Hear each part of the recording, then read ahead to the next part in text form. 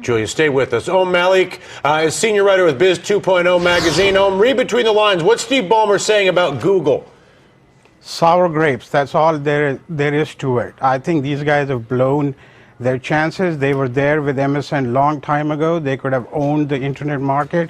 They didn't. They slept on the wheel.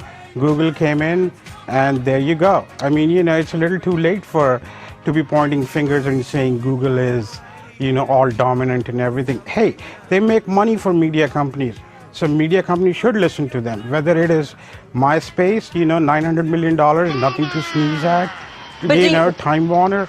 Do you think that he has a point that the media companies would actually like if there was another company in there, so there was a little bit of competition, and so Google didn't dominate everything?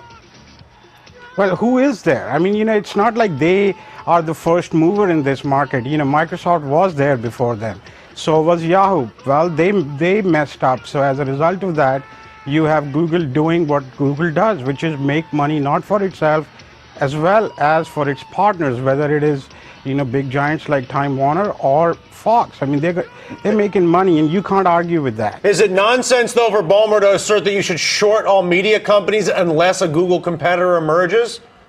Oh, I don't know, I buy that. I think there is just a lot of mixed messages you keep hearing from Microsoft, and you can't really take them on their word anymore. You look at, they said we will play nice with media companies, do DRM with them, and license them our technology, and they go ahead and basically build their own platform now, which they're going to sell devices on that. So why should you even take these guys seriously? But by saying that, Ballmer is asking these media companies to pay attention to him and basically give him another chance. The way that it's all set up right now, the media companies are making deals with Google because that's their only option, because they desperately need those revenue streams. Same reason they're making deals with YouTube, because the content's going to be getting up there anyways.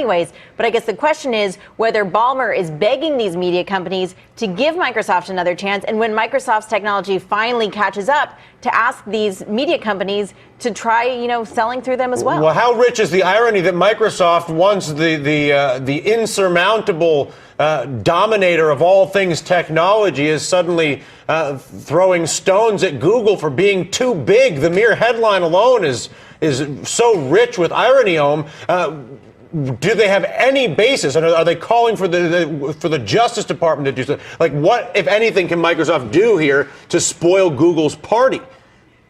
Well, how about, coming up with better technology and beating them in the marketplace? I think that was their argument, if I remember correctly, back in the day against Netscape.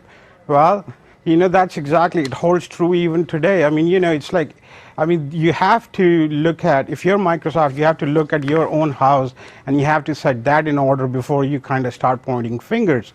I do have to admit, I did get a big chuckle out of it, and I said, okay, this is pot calling the kettle black, All right, listen, thanks for your time tonight, Oman. I think everybody thought the same thing when we saw that. Thank you, Julia.